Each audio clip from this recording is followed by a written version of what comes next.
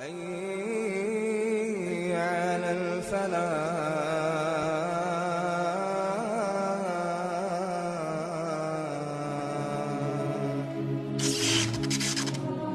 So the Ottoman Empire, may Allah reward them, did an amazing job in establishing Islam.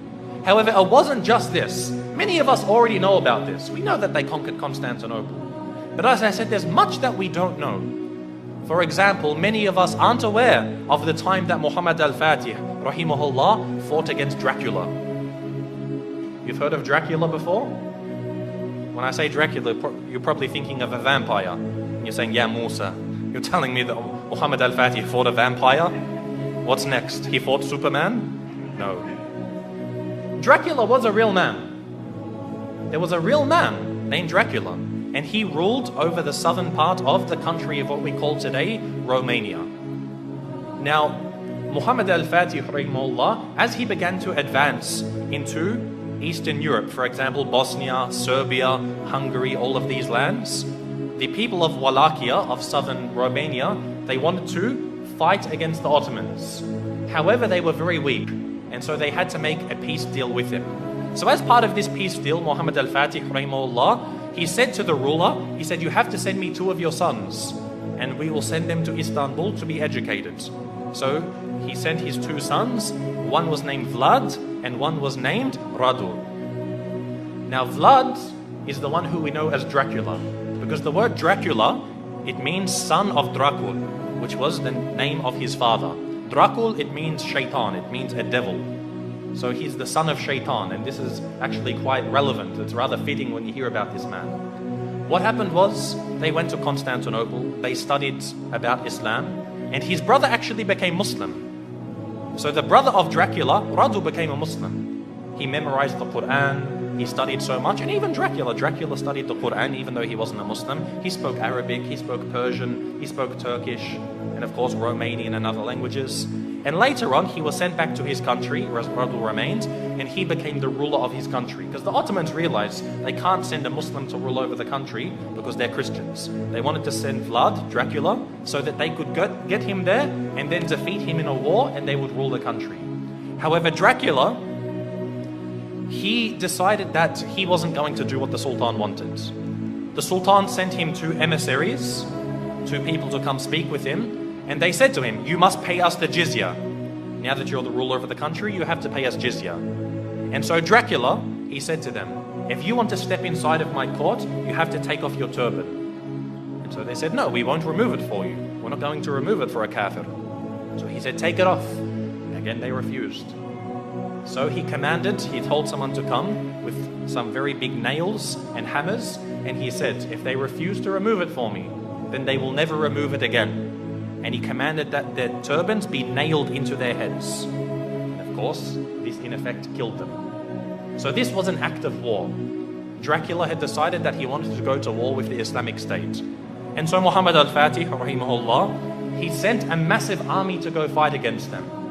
But Dracula, because of his tactics and the fact that he knew the Ottomans very well, he was able to defeat them on some occasions. Now what he did is what really makes him stand out as being an absolute devil. Dracula, what he did is when they would kill a person, or sometimes they wouldn't even kill him, they would capture them, he did something which is called impaling. Now if you haven't heard of impaling, it's a pretty gruesome thing to start to describe. What they would do is they would get a very, very big stick. They'd make it sharp at one end, they would insert it through your backsides, pass it through your body until it comes out of your mouth. They would impale them, they would pass this through their body. A lot of the time they would be alive as well. And this is how they would kill them.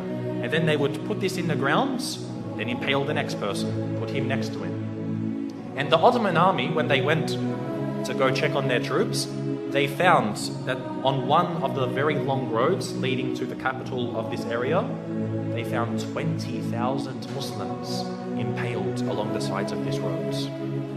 Imagine this. And we suffer today. No doubt we suffer as Muslims today. But things like this, you can't really compare. 20,000 of them impaled. You can imagine how Muhammad al-Fatih, rahimahullah, he feels. To see even one Muslim killed is too much. But to mutilate their bodies after this, This was something which was, beyond what was acceptable. And so he decided to send Radu, who was the brother of Dracula. He sent him to go fight against his own brother. And eventually Radu, rahimahullah, he was able to actually eventually catch up with his brother. This is after he commits so many more atrocities. Even the Christians, they started to back off from him. Because what happened was he, being Romanian, he was Orthodox, he wasn't Catholic. But he actually said to the Pope, he said, if you give me some more troops, I'll become a Catholic for you. Anything you want, I'll change my religion for you. He couldn't care. He wasn't a man of true belief. He was only a man of pragmatism on the battlefields. And so even the Christians started to distance themselves from him. However, the Muslims, they caught up with him and they faced him in battle. And it's unclear if the Muslims killed him or if his own people turned upon him and killed him. But either way, Dracula was killed. And the Ottomans, the Muslim army, defeated Dracula. And so what they did was they removed his heads and they took it to the city of Istanbul and they put it on a very, very large stick. They impaled his head and put it at the gates of Constantinople, where it stood for about 2-3 months, to say, if you want to be like this man, wage war against us. This was the demise of Dracula. And again, as Muslims, most of us won't even know about this. How many people know that Dracula was a real man? And we as Muslims, we fought him and we killed him. You know how they say garlic kills Dracula, or a silver bullet to the heart, or a wooden stake? None of these kill Dracula. Muslims kill Dracula. So anyone who wants to follow the way of Dracula, they will face the same wrath from the Muslim Ummah.